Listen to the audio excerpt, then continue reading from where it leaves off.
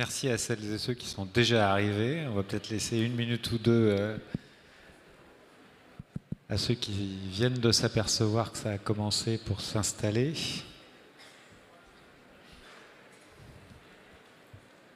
Une minute. Allez.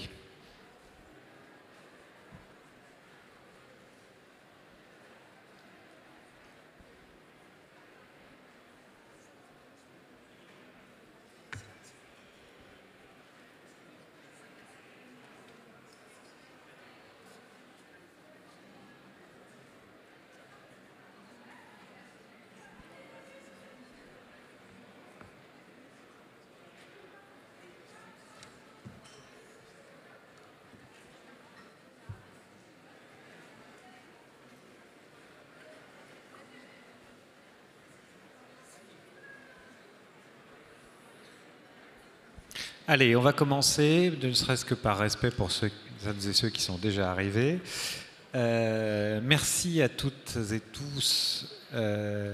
Merci aussi à nos intervenantes et intervenants. Je me présente, je m'appelle Nicolas Bremer, vous m'avez déjà vu tout à l'heure.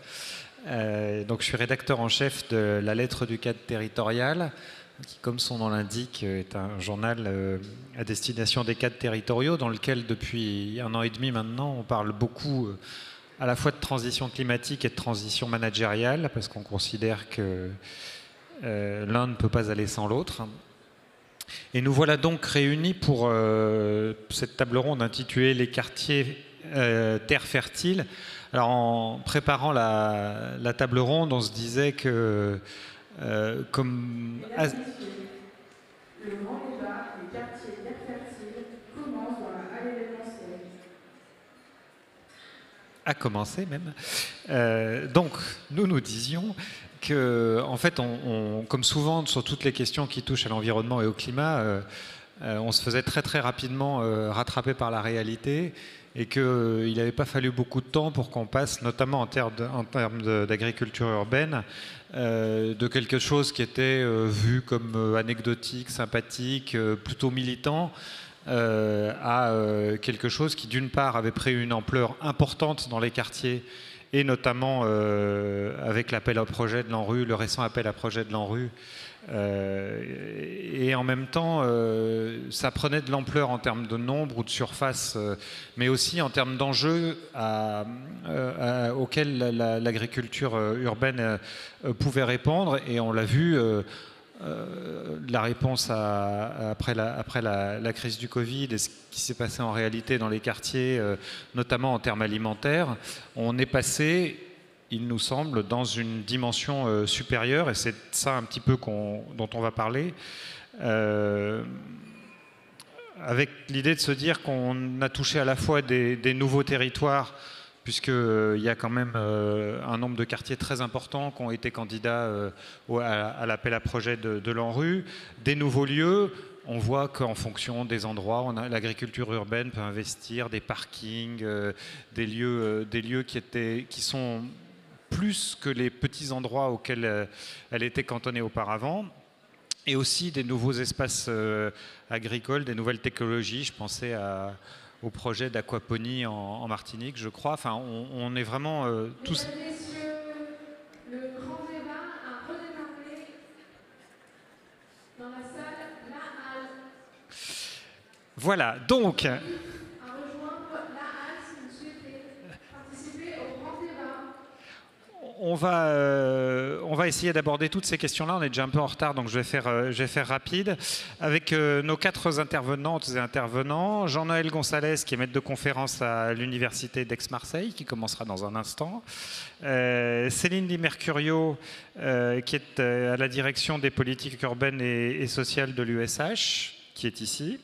Hanan Boutayed, directrice adjointe de l'accompagnement des transitions alimentaires et agroécologiques au ministère de l'Agriculture, et Jérémy Camus, qui est élu à la métropole de Lyon, où il s'occupe de l'agriculture urbaine, de l'alimentation et de la résilience du territoire.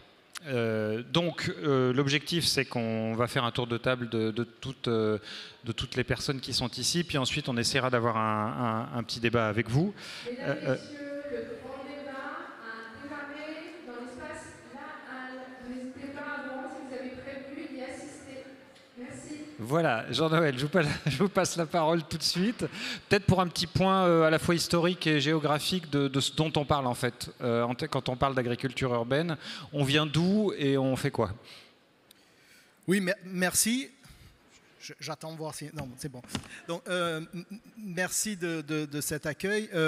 Lorsqu'on parle d'agriculture urbaine, notamment dans le contexte territorial qui nous intéresse aujourd'hui, il faut remonter cette histoire assez loin dans le temps parce qu'en fait, le concept, l'idée d'agriculture urbaine, en tout cas d'agriculture nourricière au contact du logement et du logement social ou des populations les plus défavorisées, une histoire ancienne qui remonte finalement dans l'histoire assez loin et au 19e siècle, notamment avec le mouvement des jardins ouvriers qui sont devenus des jardins familiaux, qui restent encore aujourd'hui présents dans nos villes.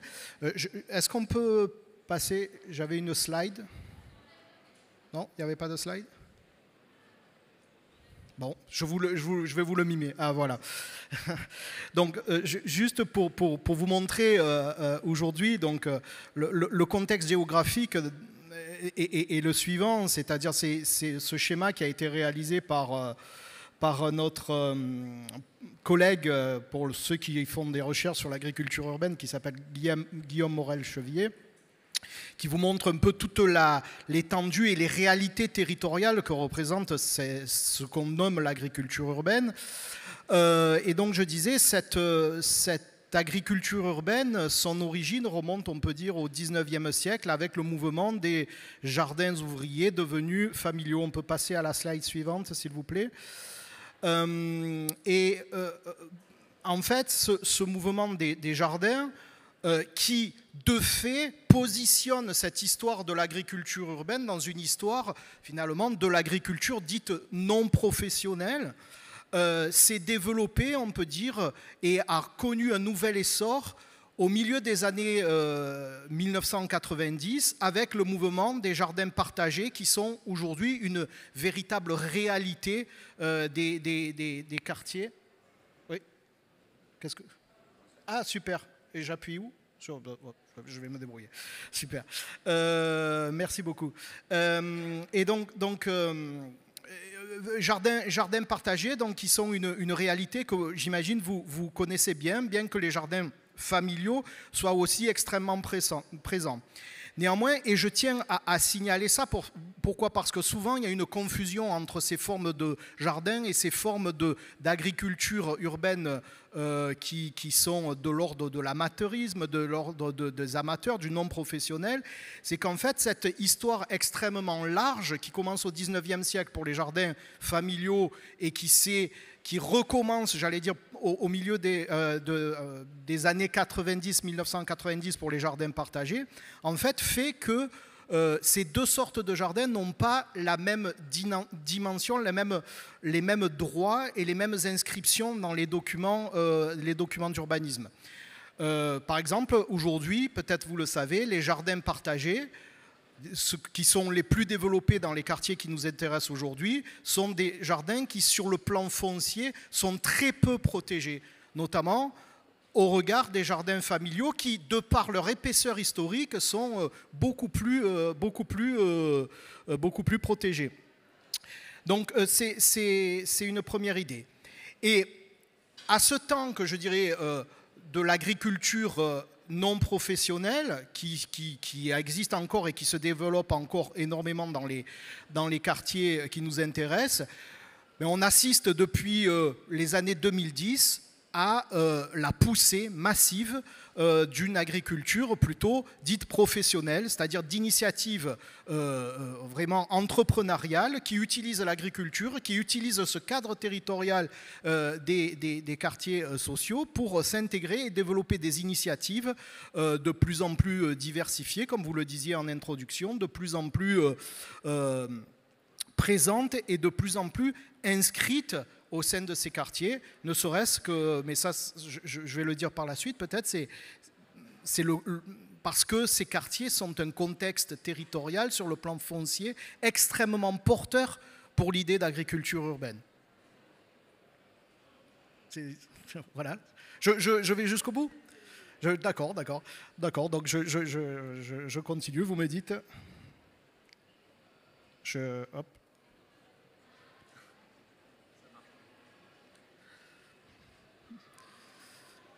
Suspense. Voilà, très bien, c'est parfait. Donc, c'est quartier extrêmement porteur, comme je vous disais, à la fois pour une agriculture donc, dite non professionnelle et une agriculture urbaine professionnelle. Pourquoi ? Parce que cette agriculture, réellement, assure des fonctions au sein de ces quartiers. Donc on m'a demandé de balayer très rapidement, vous imaginez que je n'ai pas le temps de rentrer dans le détail, tout ce qui peut être de l'ordre de ces fonctions. Et pour ce faire, je vous ai pris comme exemple les jardins familiaux que je connais bien, de Ris-Orangis, sur le quartier du Plateau à Ris-Orangis. Qui, comme vous le voyez, représente une sorte de marqueterie potagère au pied des immeubles. Et vous me saurez gré, en tout cas pour les Parisiens, de constater que malgré mon accent et mon appartenance marseillaise, j'ai pris un exemple en région parisienne. Ces jardins, comme à l'image de tout ce qui représente l'agriculture urbaine, ont donc plusieurs fonctions au sein des quartiers. La première fonction, et vous l'avez fort bien dit en introduction, elle nous interroge tous collectivement, parce que je crois qu'une des fonctions qui reste extrêmement forte depuis le 19e siècle, c'est la fonction alimentaire, pour le dire au sens large, de ces formes d'agriculture urbaine, quelles qu'elles soient. C'est-à-dire que malgré ce que l'on peut croire et ce que l'on peut penser, cette agriculture urbaine a encore et toujours une fonction alimentaire plus ou moins forte au sein des quartiers. Alors, cette fonction alimentaire, elle s'exprime de différentes façons. Elle peut être d'ordre qualitatif. Qu'est-ce que j'entends en termes de qualitatif ? C'est-à-dire que les gens qui vont utiliser, par exemple, sous les formes de jardin, leur pied d'immeuble pour cultiver, ils vont y cultiver des légumes qu'ils identifient comme sains ou supérieurs, et surtout des légumes auxquels ils ne vont pas forcément avoir accès sur les marchés locaux ou qui sont trop chers sur les marchés locaux. Donc ça, c'est de l'ordre du qualitatif. Par exemple, je vous donne là pour le coup un exemple marseillais. Je connais un jardinier d'origine maghrébine qui cultive 47 variétés de menthe sur son jardin, parce que c'est un spécialiste du thé à la menthe. Alors pour chaque heure, il y a une variété qui correspond au thé associé. Et donc, quand je l'interroge, il me dit, mais voilà, le jardin me donne accès à cette variété-là. Et donc ça, c'est la dimension qualitative du jardin et de l'agriculture urbaine en général que l'on peut décrire. Néanmoins, il y a une fonction cachée, qui n'est pas forcément avouée, mais qui est encore très présente. Et malheureusement, le terrain nous le dit de plus en plus, c'est une fonction que je dirais quantitative. C'est-à-dire clairement, dans certains cas, les jardins servent encore à nourrir concrètement certaines familles. Et notamment en fruits et légumes qui représentent quelque chose d'inaccessible sur les marchés locaux. Ces jardins, comme vous le voyez aussi, ils ont des fonctions sociales évidentes. Des fonctions sociales parce que, comme vous le voyez, ce sont des lieux de convivialité, d'apprentissage du vivre ensemble, qu'il ne faut pas... Alors ces jardins et les lieux d'agriculture urbaine, parce que les lieux d'agriculture urbaine, mes collègues vous le diront, les lieux d'agriculture professionnelle qui sont implantés dans ces quartiers ont pour vocation à être ouverts sur le quartier. Ils ont des fonctions sociales, donc, de vivre ensemble. Sans, il ne faut pas non plus en faire la panacée.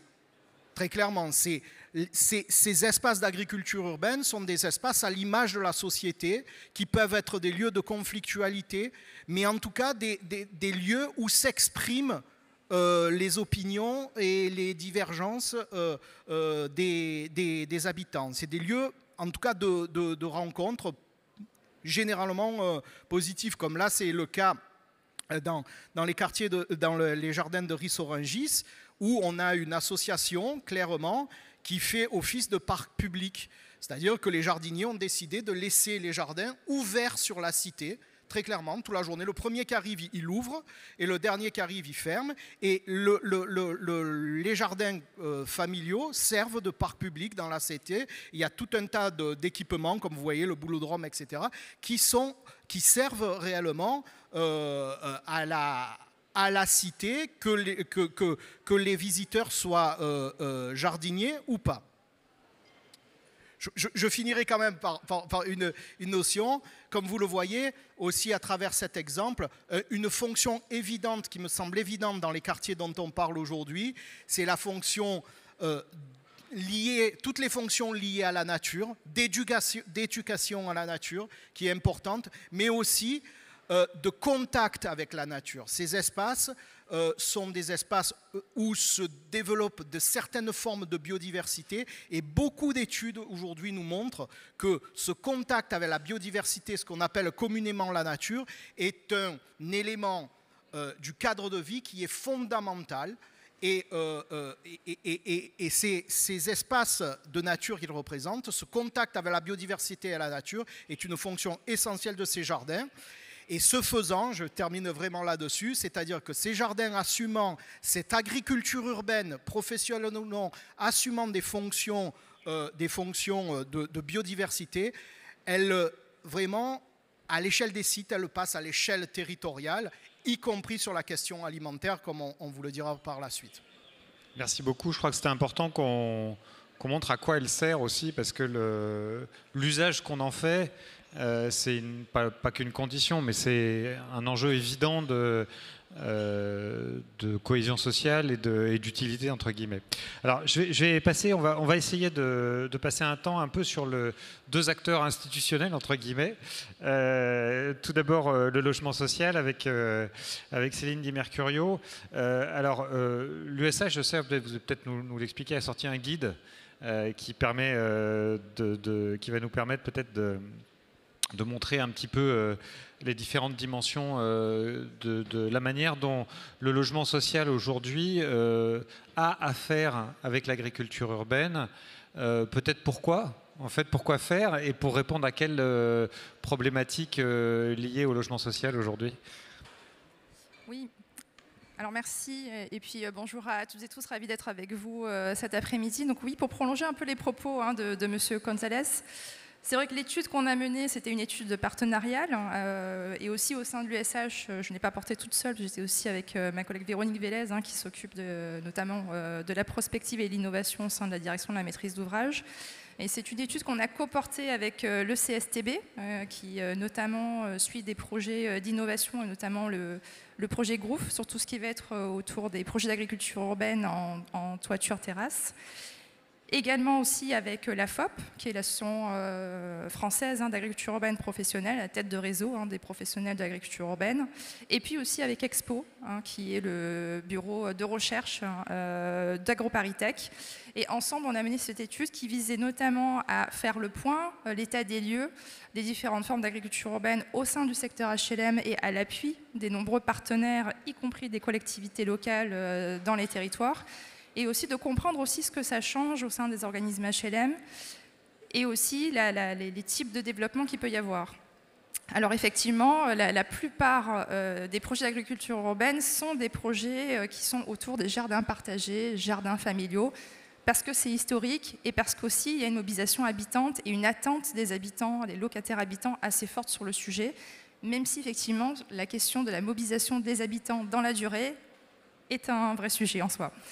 Mais ce qu'on a pu voir au travers de cette étude, c'est qu'il y a une forme de diversification des formes d'agriculture urbaine qui peuvent aussi être des formes d'agriculture urbaine professionnelles, et notamment à travers les fermes urbaines, qu'elles soient participatives ou des fermes urbaines plus spécialisées, mais aussi toute autre forme d'agriculture urbaine, notamment autour de l'éco-pâturage, les ruchers, mais aussi tout ce qui peut graviter autour de l'agriculture urbaine, comme la question du compostage, et qui est un sujet très important pour les prochaines années, notamment avec la question des biodéchets, qui incombera aussi aux collectivités dès le début 2024. Donc, voilà, les organismes HLM, effectivement, sont assez partie prenante de ces sujets. Mais alors, la question, c'est finalement, pourquoi est-ce qu'ils s'en emparent?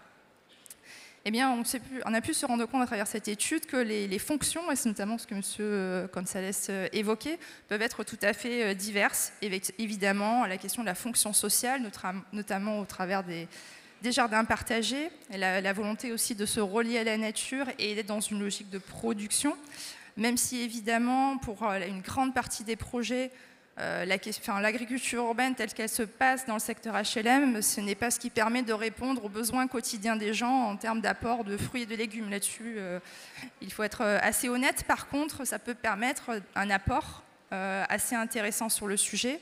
Et puis aussi, en tous les cas, tout ce qui peut être travaillé autour du bien manger, de la transformation aussi de ces denrées, et notamment à travers l'enjeu autour du bien-être, de la santé, tout ce qui peut être aussi lié au risque de santé, de diabète, etc.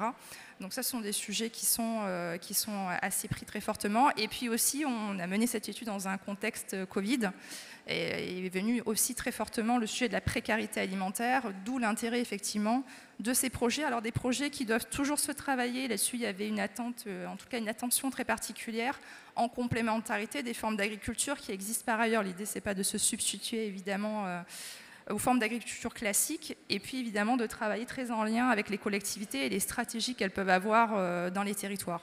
Mais pour revenir sur les différentes fonctions, ce qu'on a pu voir aussi, et là c'est plus peut-être une préoccupation bailleur, ça va être aussi sur les externalités positives en fait, de l'agriculture urbaine, et on le voit notamment à travers des projets qui permettent finalement de se réapproprier des espaces dans lesquels il y avait une occupation qui n'était pas souhaitable, pas désirable, typiquement trafic de stupéfiants.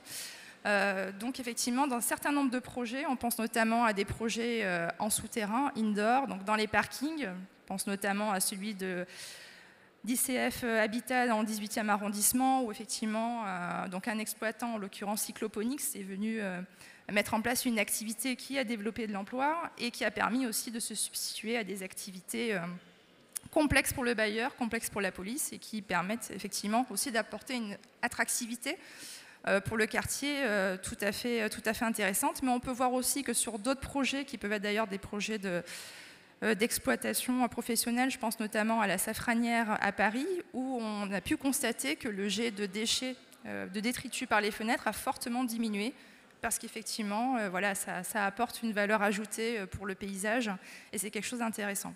Et puis on a aussi d'autres fonctions, en tous les cas des transformations qui s'opèrent dans les métiers des organismes HLM, notamment sur la question des espaces verts.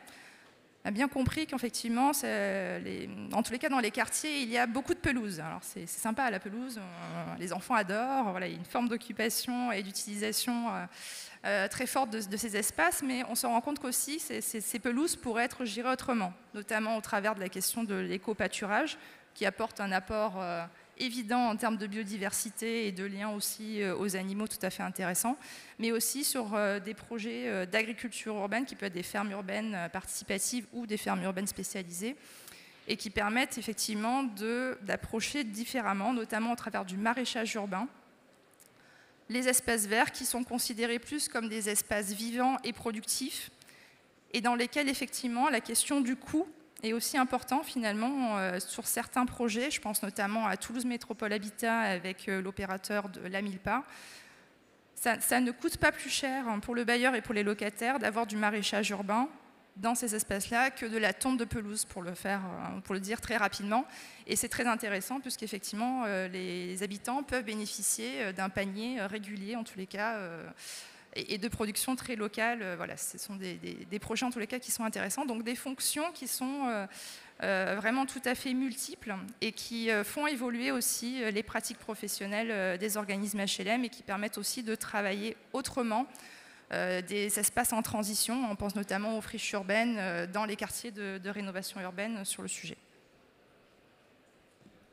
Merci beaucoup. Je vais me tourner vers Hanan Boutayeb. Alors, le ministère de l'Agriculture est un partenaire relativement nouveau de l'agriculture urbaine. Vous allez nous expliquer ça. Et à la fois, pourquoi c'est un partenaire nouveau, et aussi peut-être comment le plan de relance est venu, pas impacter, mais bénéficier de cet investissement-là. On vous écoute. Merci. Donc, il faut savoir qu'avant la crise sanitaire de la Covid-19, il y avait très peu de démarches concrètement qui visaient directement l'agriculture urbaine. On accompagnait l'agriculture urbaine, mais de façon indirecte, par exemple via les projets alimentaires territoriaux qui bénéficiaient de l'appel à projet de financement de l'appel à projet du Programme national de l'alimentation et qui pouvaient financer ce volet agriculture urbaine. Et puis, la crise sanitaire est arrivée et là, on s'est aperçu que l'agriculture, plutôt que l'alimentation, est devenue un véritable enjeu au sein de notre société. En effet, on a eu pour la première fois depuis longtemps des ruptures d'approvisionnement, comme vous le savez tous, de produits.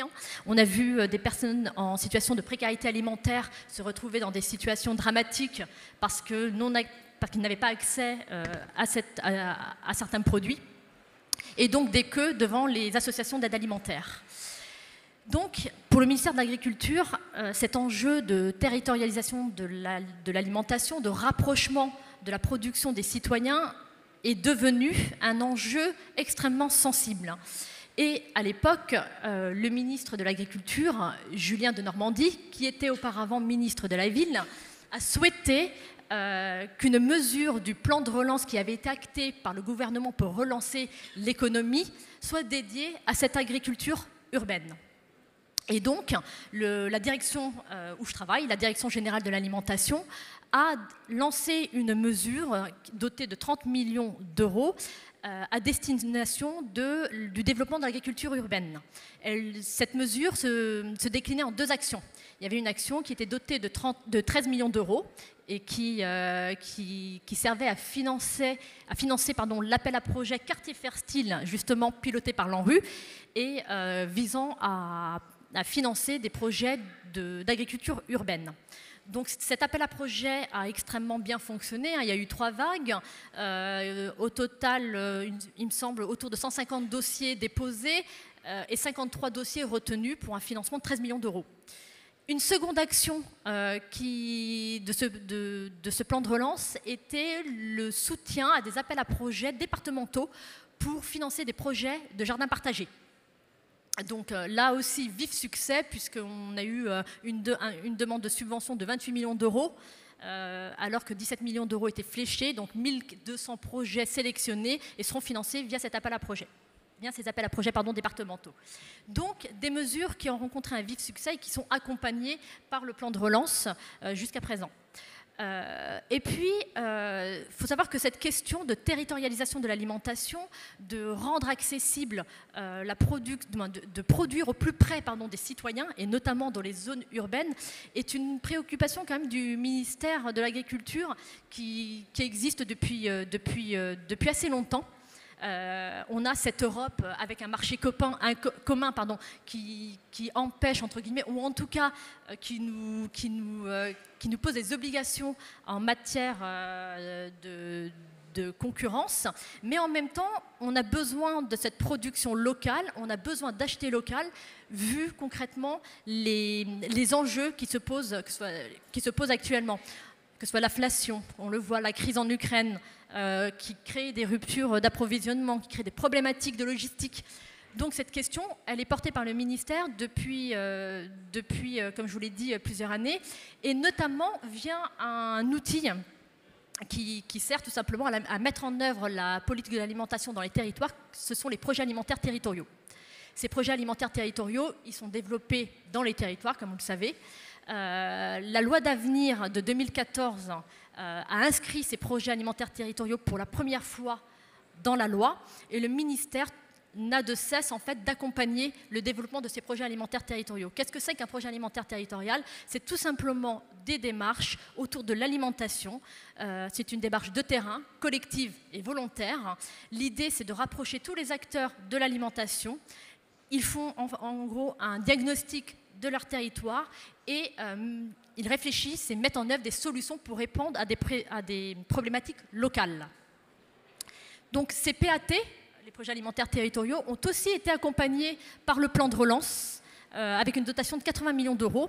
Pourquoi? Parce que durant la crise Covid, on s'est aperçu que les régions, ou en tout cas les territoires dotés de projets alimentaires territoriaux, s'en sont mieux sortis que d'autres territoires, notamment parce que tous les acteurs de la chaîne alimentaire se connaissaient et ils ont pu mettre en place des solutions ou des circuits alternatifs en matière d'approvisionnement et d'accès tout simplement aussi aux personnes en situation de précarité.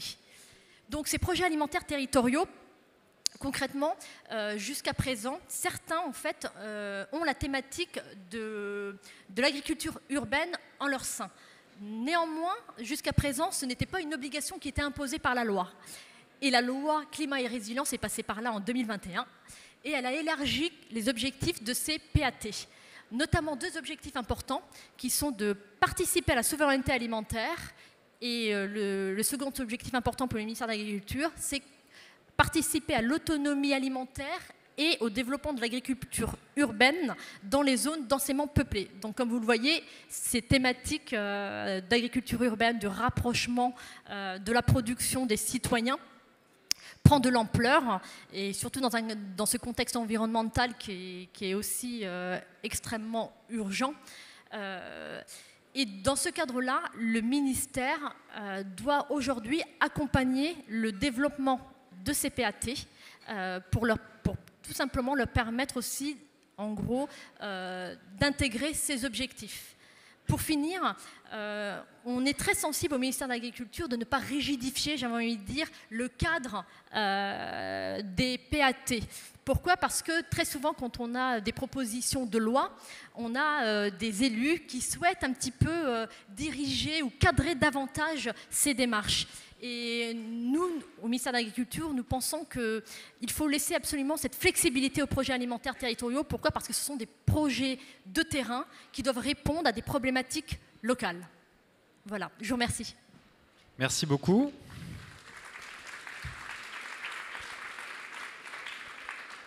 Alors, vous avez déjà été quelques-unes à nous poser des questions dont je dispose, mais auparavant, je voudrais passer la parole à Jérémy Camus, qui est donc vice-président de la métropole de Lyon, pour qu'il nous parle un petit peu, je dirais, pourquoi est-ce que l'agriculture urbaine, c'est un enjeu métropolitain, déjà ? Qu'est-ce qui se joue au niveau de la métropole dans les différents quartiers ? Et peut-être qu'on parle aussi du lien qu'il peut y avoir entre l'agriculture urbaine, du coup, la métropole a son sens, mais avec l'agriculture peut-être plus traditionnelle qui existe autour, et en quoi ça répond à des besoins aujourd'hui dans une métropole comme celle de Lyon. Merci. Bonjour à toutes et à tous. Merci de votre invitation pour témoigner au nom de la métropole de Lyon. Je suppose qu'il y a plein d'homologues élus qui ont plein de choses à dire aussi sur ce sujet.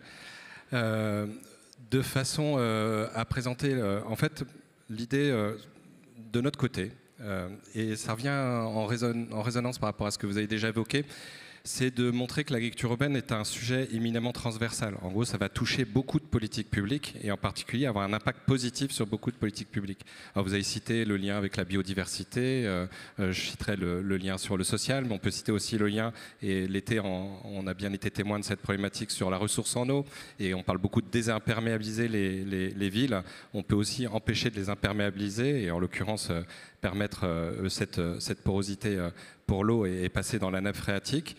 Donc ça contribue aussi à ces enjeux. L'autre enjeu que je voyais aussi, c'est avec le changement climatique des îlots de fraîcheur. Donc aussi amener cette dimension positive, en particulier dans des quartiers qui ont souvent été pensés de façon très minérale, et comment l'agriculture urbaine contribue, au-delà de l'aspect purement paysager, à amener cet îlot de fraîcheur. Et puis j'ai noté aussi de mon côté un point on a parlé tout à l'heure de vision sociale. Moi je rappelle toujours que il y a le repas gastronomique français qui est classé à l'UNESCO, et souvent on pense que c'est le fond, enfin c'est l'alimentaire, ou plutôt le côté alimentaire qui est classé. Et en fait, une des parties qui est classée, c'est le rôle social de l'alimentation. Et à travers ces politiques agricoles et à travers les politiques d'alimentation qui y sont liées, on voit qu'il y a peut-être aussi un enjeu démocratique au sein de ce sujet. Et le fait de retrouver ces gens qui tissent un lien social, mais peut-être plus d'aller vers des assemblées citoyennes, et la ville de Bordeaux par exemple travaille sur ce sujet. Nous on va entamer la même chose d'ici quelques semaines sur des assemblées de mangeurs citoyennes sur les territoires pour se réapproprier son alimentation et faire que cette base de la pyramide de Maslow, se nourrir, devienne un sujet qui est remaîtrisé par les habitants. Et puis le dernier enjeu, vous l'avez parlé aussi, c'est la sécurité. En gros, comment on place cet enjeu agricole et alimentaire d'un point de vue purement sécurité. Et autant dire qu'avant, on pouvait se dire, bon, ça n'arrivera jamais. En l'occurrence, c'est arrivé. On a eu ces files d'étudiants qui cherchaient à manger. On a eu ces personnes qui étaient situées dans des déserts alimentaires, cherchaient à s'approvisionner alors qu'il n'y avait plus forcément une accessibilité à l'alimentation. Donc tous ces enjeux-là, finalement, donnent de la force au sujet. Et je trouve ça assez intéressant qu'on aborde ce sujet dans ce grand moment, l'agriculture urbaine, qui, il y a encore quelques années, à mon avis, n'avait pas tout à fait la même visibilité ou la même importance dans les politiques publiques.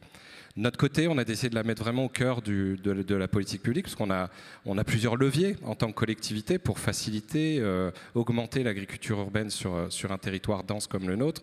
Un des premiers leviers, vous en avez parlé tout à l'heure dans les documents d'urbanisme, en fait, c'était un peu un impensé, cette agriculture urbaine. C'était un vide, une variable d'ajustement, même, je dirais, au développement d'autres types d'activités, en particulier économiques, habitat, évidemment, des métropoles qui grandissent, dans un paradigme qui était plutôt sous l'attractivité territoriale, donc encore plus de développement économique, encore plus d'habitants, au risque d'en créer des externalités toutes négatives à peu près. Et donc là, l'idée, c'est quand même de resanctuariser à travers les documents d'urbanisme ces espaces qui sont aujourd'hui agricoles, naturels ou en friche, pour pouvoir se les réapproprier et remettre de l'agriculture quand elle n'existe plus sur ces espaces. Et puis un autre enjeu, c'est au sein même de la ville, dans les territoires à urbaniser ou urbaniser, c'est redonner de la flexibilité à l'aménagement agricole. Et en l'occurrence, nous, on a des projets sur la métropole, hein, par exemple l'un dont on parlait juste avant la table ronde sur le 8e arrondissement de Lyon, qui s'appelle le 8e Cèdre, dont le développement est bloqué jusqu'à présent par l'incapacité de mettre des équipements agricoles en pied de cité. Et donc là, on a modifié le PLU, là, on va le voter d'ici quelques semaines. Et dans ce nouveau PLU, on a modifié cette règle qui permet en fait, en cœur de cité, d'avoir des serres, d'avoir des bâtiments agricoles, et donc de donner de la flexibilité à ces personnes qui s'investissent sur ces sujets. Et puis, la métropole, c'est à peu près 300 jardins partagés, ouvriers, familiaux, je mets vraiment les jardins collectifs pour résumer.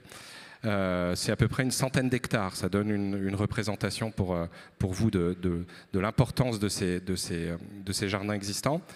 On a mis à peu près 1,5 million d'euros aujourd'hui pour accompagner ces jardins et les futurs jardins en termes d'investissement. Mais on a une volonté, c'est de les rendre nourriciers. Donc encore une fois, pour répondre aussi à ces enjeux de résilience alimentaire que vous avez abordés, je crois, dans l'atelier précédent avant le déjeuner. Et donc on met les moyens. Donc ça, c'est une autre façon d'intervenir en tant que collectivité, c'est de mettre du budget. Et donc nous, on a multiplié par 4 en fait le budget lié à l'agriculture à la métropole, ce qui porte le budget à 10 millions d'euros sur le mandat pour travailler, faire émerger des projets agricoles. Une autre façon de travailler sur le sujet, c'est de sanctuariser les terres agricoles, donc redonner à l'agriculture des terres qui étaient jusqu'à présent considérés à urbaniser. Donc là, on fait un rétrozonage, par exemple, de près d'une centaine d'hectares de terres à urbaniser qui reviennent dans le giron agricole. Et puis, on a un autre dispositif, un classement qui s'appelle PENAP chez nous. En tout cas, vous avez certainement, c'est un dispositif similaire avec un autre nom sur vos territoires, qui permet de sanctuariser ad vitam aeternam, en quelque sorte, le foncier agricole et qui permet d'éviter les spéculations foncières qui sont aussi une grosse problématique pour pouvoir implanter des nouveaux paysans sur ces territoires. Et donc là, c'est pareil, c'est des milliers d'hectares en jeu sur le mandat de mise en classification PENAP. Un autre levier sur lequel je voulais insister, c'était la commande publique. Et donc comment la commande publique peut être aussi orientée vers l'agriculture urbaine, c'est-à-dire comment la commande publique devient un débouché possible pour les agriculteurs qui sont présents ou qui vont s'installer sur le territoire.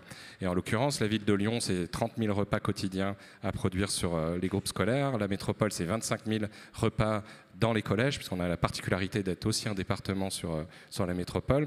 Et toutes les communes, les 59 communes, qui elles aussi ont leurs besoins. Donc une capacité d'entraînement liée à la commande publique et donc à la façon dont nous, élus, on dessine les marchés publics pour que ça vienne, en l'occurrence, servir l'agriculture locale.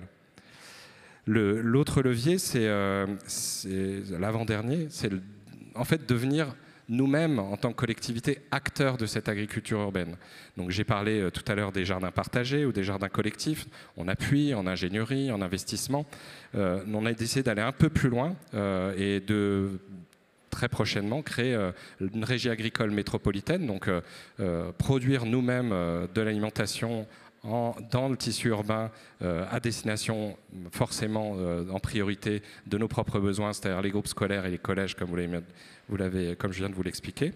Et puis on a d'autres démarches qui est d'être acteur aussi, de réimaginer l'aménagement de la ville et en particulier des espaces verts, et vous en avez parlé tout à l'heure, et de les rendre comestibles. Donc c'est aussi un objectif, comme dans beaucoup de villes d'ailleurs qui aujourd'hui travaillent les espaces verts, rendent comestibles leurs espaces verts. Et en l'occurrence sur la ville de Lyon, par exemple, c'est un verger comestible dans chaque arrondissement de la ville de Lyon. Et puis peut-être juste aussi... comme je disais tout à l'heure, repositionner le thème de l'agriculture à la fois sur ces enjeux transversaux qui donnent de la force à ce sujet, mais aussi d'un point de vue plus macro. Je vous parlais tout à l'heure du bas de la pyramide de Maslow. Là-bas, c'est se nourrir pour vivre. Et puis, il y a le haut de la pyramide de Maslow, le sens qu'on donne à tout ça. Et puis, une des thématiques qui remonte beaucoup, et post-pandémie, c'est normal, c'est l'attente des habitants sur la thématique de la santé et comment la collectivité prend en charge, protège l'aspect santé. Et donc la thématique de l'alimentation, et je ne vais pas reprendre les phrases que vous connaissez sur l'alimentation, c'est le premier médicament consommé, eh bien c'est de repositionner aussi ce projet d'alimentation dans un sens de politique de santé publique, et par là même peut-être faire un pas de côté et de dire c'est aussi, et peut-être en priorité, le faire auprès des populations les plus précaires, et donc des quartiers, et donc en particulier sur les enjeux sociaux, la mettre comme une politique sociale à part entière. Et donc c'est le deuxième pilier de la feuille de route de l'agriculture, c'est à la fois renforcer la résilience et l'autonomie alimentaire, et je rejoins les propos de Madame tout de suite, et le deuxième pilier qui est la justice alimentaire, l'accessibilité alimentaire, lutter contre les déserts alimentaires, et amener cette accessibilité, ça ne veut pas dire simplement agir ça veut dire agir sur l'offre, mais c'est aussi agir sur la demande. Et donc, ces enjeux de quartiers fertiles dans lesquels on s'investit fortement, on a la chance d'avoir 8 territoires qui ont été retenus et été lauréats de l'appel à projet de l'ANRU Quartier Fertile. Dans chacun de ces projets, il y a ces deux dimensions, la production et l'accessibilité. Et l'exemple que je voulais vous donner pour finir mon intervention, c'est cette maison solidaire de l'alimentation montée par des acteurs du territoire et non pas portée par des collectivités, mais par les acteurs qui, tous les jours au quotidien et depuis des années, expérimentent, tentent, beaucoup de succès d'ailleurs, arrivent aujourd'hui avec des projets structurants de cette maison solidaire d'alimentation qui va permettre de renouer un contact entre la pratique de la cuisine, l'approvisionnement en termes de produits pour se nourrir, etc. etc. Et puis, dernier petit message, en fait, on parle beaucoup de transition. Alors pour un écologiste, j'en parle depuis des années de la transition. Et comme vous le disiez à l'instant, on a toujours un train de retard. Et je crois qu'on a déjà un train de retard, en fait. Et donc, cette dernière force, je vous ai parlé de transversalité pour donner de la force à cette politique. Je vous ai parlé de haut de la pyramide pour donner du sens à cette politique. Et maintenant, je vais vous donner de l'urgence de cette politique. C'est-à-dire que là, on va être confronté à des problématiques graves d'alimentation dans certaines parties de notre territoire. Et on est en responsabilité aujourd'hui d'amener des solutions sur la crise alimentaire qui dépassera largement les fils d'étudiants qu'on a pu connaître et qui nous ont tant émus il y a quelques mois. Et donc là, il y a un enjeu vraiment d'amener cette politique d'alimentation sous cet angle-là d'urgence et d'adaptation, donc non plus de transition, mais déjà d'être dans des politiques d'adaptation à changement climatique et à la crise d'inflation qui nous arrive de plein fouet. Voilà. Alors, on a quelques questions, mais du coup, pour rebondir sur ce que vous disiez, si ça correspond à une urgence, notamment sur des questions de pénurie alimentaire, est-ce que ça veut dire une massification de la production? Et si oui, on fait comment? Alors, je ne sais pas si peut-être au ministère de l'Agriculture, vous avez une réponse aussi, mais ça passe par quoi? Il y a beaucoup de sujets aujourd'hui qui tournent autour il y a eu le chèque alimentaire, je vais pas revenir sur ce débat autour du chèque alimentaire, d'amener des moyens pour que les gens puissent se nourrir, mais il y a peut-être aussi un autre discours à porter qui est de dire en quoi l'alimentation n'est pas un droit universel en quelque sorte. Et donc il y a des sujets autour de la sécurité sociale de l'alimentation. Je ne vais pas non plus faire une explication de la sécurité sociale de l'alimentation ici, mais ça ne choque personne aujourd'hui qu'on ait aujourd'hui une sécurité sociale qui rembourse des frais médicaux, qui rembourse des médicaments, et qui permettent à des gens de se guérir. Et je reviens sur mon propos du initial, l'alimentation étant le premier médicament finalement de l'homme et des femmes aujourd'hui qui s'alimentent, on peut se poser la question légitimement de se dire comment on donne accès facilement à des produits sains pour des populations qui sont en plus les premières touchées par, un, les problématiques financières d'accès à l'alimentation, deux, par les conditions, par les conséquences d'une mauvaise alimentation. Voilà.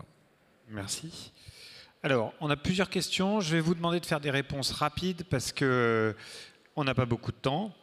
Je ne sais pas si on va d'ailleurs pouvoir répondre à toutes les questions, mais au moins, et chacun peut répondre. C'est pas moi de vous dire sur quoi vous êtes compétent. On avait une première question sur la pertinence d'annoncer ou d'ouvrir des projets de jardins familiaux ou des jardins ouvriers dans des quartiers NPRU où les sols sont pollués. Donc comment on gère la question de la pollution. Et une deuxième question qui n'a rien à voir, mais quoique, c'est est-ce que les bailleurs sociaux ont les moyens, est-ce que l'USH a les moyens d'inciter les bailleurs sociaux à mettre du foncier à disposition des projets d'agriculture urbaine? Et j'en profite, j'en fais une troisième. Comment est-ce qu'on évalue les performances de ce modèle agricole, notamment ses performances économiques, sociales et environnementales? Alors, juste ouais. sur les sols pollués, c'est une question, c'est une réalité qu'il ne faut pas négliger. C'est-à-dire que la création de jardins aujourd'hui doit être soumise à une analyse de sol en amont, c'est clair. Néanmoins, c'est une réalité qu'il ne faut pas non plus surestimer pour tout un tas de raisons, parce que la pollution est une question complexe dans ses seuils et aussi dans la question du transfert des sols à la plante. Pas toutes les plantes gèrent de la même manière les types de pollution. Donc ça, c'est une véritable question dont il faut se préoccuper, mais qui ne doit pas non plus être sclérosante sur le débat. C'est-à-dire qu'il ne faut pas dire en ville tous les sols pollués. C'est pas vrai. Il y a des capacités d'évoluer. Et en ce terme, je me permets sur la question de comment massifier.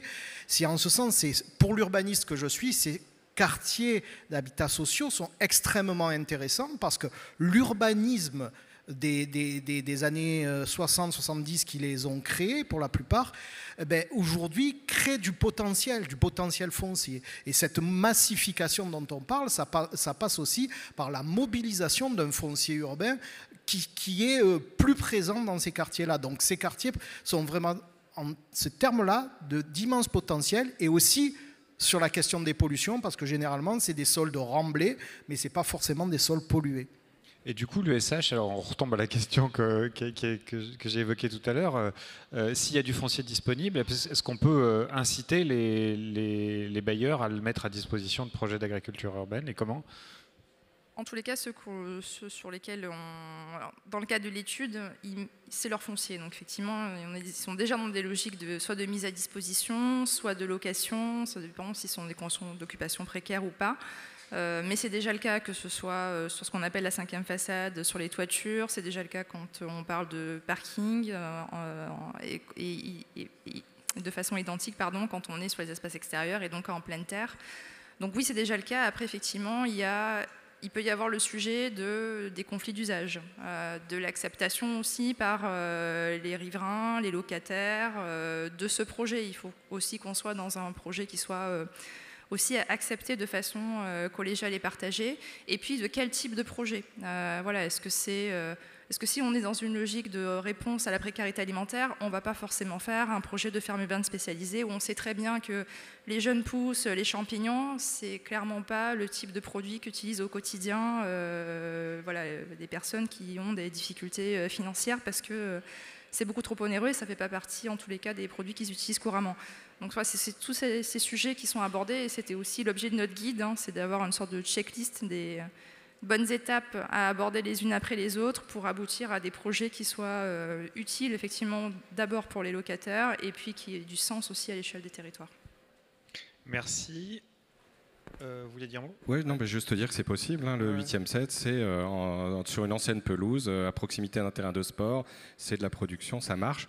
Et dire aussi sur la pollution, au-delà même des enjeux de pollution qui effectivement peuvent être ponctuellement existants, il y a un enjeu en fait de pauvreté des sols, avant tout, de pauvreté des sols liée à des pratiques qui ont appauvri les sols. Et donc ça me permet de faire le lien aussi avec d'autres politiques. Et j'invite mes collègues élus à y réfléchir ou à y aller. C'est comment on traite nos biodéchets. et comment on a aussi des externalités positives en traitant nos biodéchets non plus comme des déchets incinérables avec les effets pollution et coûts de traitement de ces déchets, mais comme des ressources à part entière qui en plus peuvent être amender des terres et renaturer, entre guillemets, redonner de la richesse aux terres agricoles. Et donc là, on a mené une expérience, typiquement dans le 7e, où on se posait des questions, sincèrement, de l'efficacité de cette politique-là. Et on voit qu'il y a un succès fou de cette politique. Les gens ramènent leurs biodéchets. On a un taux en termes de volume et de qualité de ces biodéchets qui est exceptionnel, parce que derrière, on y aura donné ce sens de dire ces biodéchets, ils vont servir à redonner, remettre de la richesse dans les sols agricoles de votre territoire. Voilà. Merci beaucoup. Alors, je ne sais pas si ce sera les dernières questions, mais on verra. Alors, il y a une question dont on me dit qu'elle est à l'attention du ministère de l'Agriculture, mais je pense que ça peut être à d'autres intentions. Quelles sont les perspectives de pérennisation des projets envisagés et qui ne reposent pas forcément sur les ressources des collectivités, et quelle dynamique serait intéressante pour faire durer en cas de réussite? Et il y a une deuxième question, mais là je crois qu'elle s'adresse à un peu tout le monde, c'est qu'on parle beaucoup de foncier, de terrain, etc. Mais comment on fait pour susciter l'intérêt et l'implication des habitants dans ces trucs-là, parce qu'on a évoqué tout à l'heure, je ne sais plus qui, mais le fait que l'implication pouvait parfois être un peu trop courte. Et comment on fait à la fois pour augmenter le nombre d'usagers, je dirais usagers finaux et usagers agriculteurs, quoi. Peut-être commencer par la question qui était... Alors, comme je vous l'ai dit, pour nous, c'est vraiment je parle de l'appel à projet. Pour nous, c'est vraiment une nouveauté. C'est-à-dire qu'on nous a permis, en fait, concrètement, de dédier un financement à l'agriculture urbaine. Et comme je vous l'ai dit, se pose pour nous la question de savoir comment est-ce qu'on peut accompagner ces projets. Même si, concrètement, ce sont des projets qui sont portés par les territoires. Donc, le ministère de l'Agriculture, je ne parle pas de financement parce que là, ce n'est pas du tout de mon niveau et actuellement, il n'est pas prévu de financement supplémentaire dans le cadre du plan de relance. Mais c'est quel outil qu'est-ce qu'on peut sortir concrètement de ces projets, comment est-ce qu'on peut faire une analyse, un bilan, une évaluation de ce plan de relance et ensuite réfléchir à comment est-ce qu'on peut peut-être mettre à disposition des outils pour permettre la pérennisation des projets en cours. Merci. Et donc sur la question de comment on fait que les habitants s'impliquent dans ces projets-là, et comment on pérennise un peu leur implication. On peut tenter un premier élément de réponse. Ça, c'est vraiment le sujet qui a été posé par la plupart des bailleurs qu'on avait interrogé, cette question de la mobilisation des habitants dans la durée. Parce qu'on a toujours un certain nombre d'habitants qui sont très mobilisés, mais avec le temps, ils peuvent partir, la motivation aussi peut s'amoindrir. Donc il y a un vrai sujet d'animation au quotidien. Qui sont portés par le bailleur ou par un tiers et qui doit être financé aussi. Enfin, c'est aussi un des sujets qu'il faut prendre en considération. Et après, ça va dépendre aussi de la nature des projets. Enfin, si on est sur un projet de jardin partagé, évidemment que ça n'a aucun sens si ce n'est pas un projet qui est porté par les habitants et les locataires eux-mêmes. Si c'est un projet de ferme urbaine spécialisée, là, il faut plus être dans l'accompagnement, l'appropriation, voir comment est-ce qu'effectivement il peut y avoir un retour, en tous les cas un aspect positif qui peut être directement perceptible et en direction des locataires habitants. En tous les cas, ce sujet-là de la mobilisation habitante, il doit faire partie de l'ensemble des projets, quelles que soient les formes, ça c'est évident. Et puis aussi, là où c'est important, c'est notamment quand les projets d'agriculture urbaine sont imbriqués dans des projets urbains ou des projets immobiliers. Je pense notamment à SIA Habitat dans le cadre de la réhabilitation des cités minières qui a complètement intégré le projet de jardin partagé en complément de l'habitat. Et ça, c'est quelque chose qui est totalement compris, appréhendé par les habitants et qui est vraiment bienvenu. Et c'est plus facile dans la dynamique de participation habitante d'un projet urbain d'intégrer cette réflexion-là dans les instances et les différents temps en direction des locataires habitants. Merci.